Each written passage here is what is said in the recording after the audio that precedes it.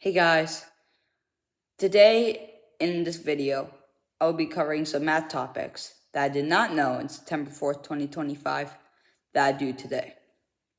I will be applying these topics to the real world.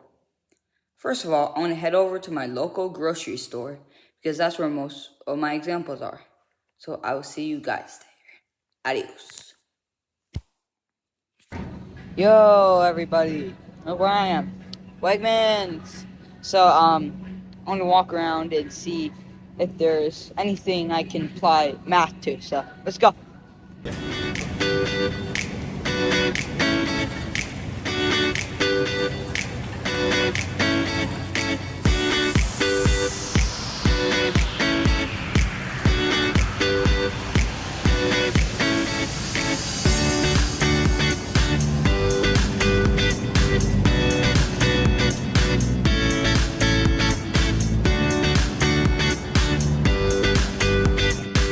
Hey guys, I think I found something here.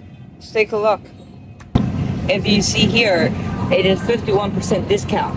If you lift it up, it was originally $6.79. The sign says 51% off, but here's the thing, that sign is actually slightly wrong. To find the percent decrease, you first calculate how much money was taken off. $6.79 minus $3.26 equals $3.53. Then you divide the decrease by the original price. $3.53 divided by $6.79 equals 0.519. That equals about 51.9%. So technically the store should have rounded up. It said 52%, not 51%. But here's the interesting part. A lot of people think that if something decreases by about 50%, then going back up to the original price would also be 52%. Nope, that is 100% a trap. Percent increase and percent decrease only work the same when they're both based on the same starting number. When the item dropped in the price, the starting number was $6.79. But when it goes back up, the starting number is now only $3.26. So if we calculate the increase, which is $3.53 over $3.26, that equals 1.08. So that's about 108 increase. So it's the same dollar change, different starting point, totally different percentage. Miss Kettler, if you're watching this, you should be disappointed in the guy who wrote this. Now, guys, I want to talk to you about one of my favorite things: pirate booty economics. We got two bags. The small bag is 4 ounces for $2.99. The large bag is 18 ounces for $7.49. Now, at first glance, the big bag costs more money, so your brain might think, whoa, that's expensive. But smart shoppers don't just compare total price, we compare unit rate, basically the price for 1 unit. In this case, 1 ounce. So let's calculate the small bag first. We take the price and divide by the ounces. $2.99 divided by 4 equals 0.7475. That means the small bag costs about 75 cents per ounce. Now let's do the very good looking large bag. It's $7.49 divided by 18 ounces, which is about 0.416. That's about 42 cents per ounce. Huge difference. So even though the big bag costs more total dollars, you're actually paying way less for each ounce. That means the larger bag is the better deal. And here's the coolest part. Stores already know this. If you look carefully at the shelf tag, there's usually a tiny number next to the price called the unit price. Also, it's down here too. But stores usually calculate it per pound instead of per ounce because the numbers are cleaner and easier to compare. So while we did cost per ounce, the store might say something like $6.72 per pound. Same math, different unit. Basically, unit rates are like math secret weapon for spotting fake products. And now you've got a better reason to convince your parents to get a bigger bag. And I am hungry. Alright, for our final math challenge, we're using a giant bag of Jolly Ranchers.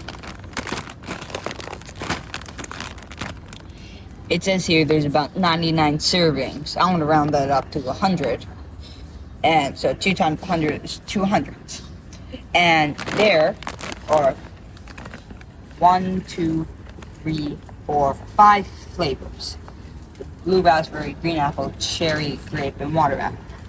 Now if the flavors were evenly distributed, that means each flavor should have about 200 divided by 5, 40. So 40 blue raspberry candies. And blue raspberry candies are my favorite.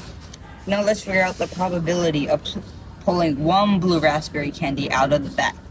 Probability is just the number of favorable outcomes divided by the total outcomes.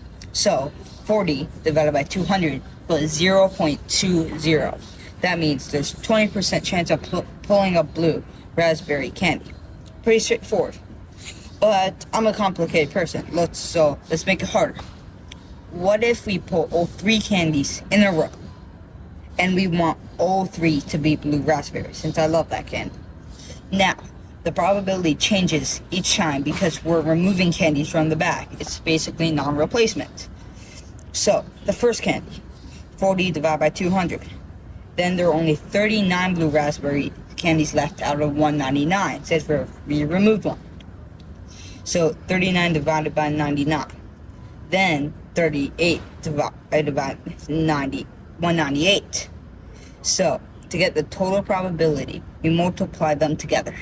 40 over 200 times 39 out of 199 times 38 of 198 equals about 0.0075. So that equals about 0.75%. But let's round up, so it is about 1% chance. So pulling one blue raspberry, pretty common. Pulling 3 blue raspberries in a row, that's kind of luck where your friends start accusing you of cheating. You guys, I'm back. Don't worry about the Jolly Ranchers. However, Wegmans is not the only place where you can find real-world math examples. Angles are even at my house, so let's take a look. See you outside. Okay, guys, I am outside. It's rainy, miserable. But anyways, I found an example of angles around a point on this tire. So let's take a look. Okay, you see this is a BMW tire. Right here is the BMW logo, which is our point. Here are the spokes of the tire. The spokes work together to form angles. 1 spoke, 2 spoke, angle right here.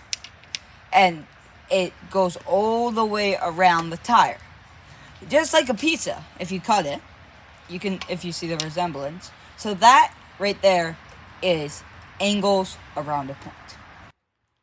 Okay, guys, that was an example of angles around a point. And hang with me if you're getting tired. And I'm going to go back inside because it's cold and miserable out here. But our final example will be on the drying rack. So I'll see you in there. Okay, here we have it, the triangle. These 2 lines are my parallel lines, and this is my transverse. Both of these angles are alternate interior angles. Now, if you move over to the shape that looks like an X, I found 2 vertical angles, here and here. Finally, in the end, there is a set of supplementary angles. 1 angle that's here, and 1 angle that's there.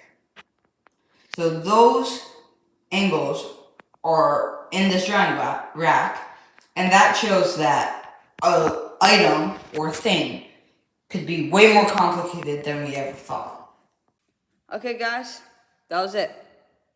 This whole video shows that there are real-world math topics everywhere in this world. Miss Kettler, if you're watching this, I just want to say thank you for having me in your class and teaching me. Well, without further ado, see you next time.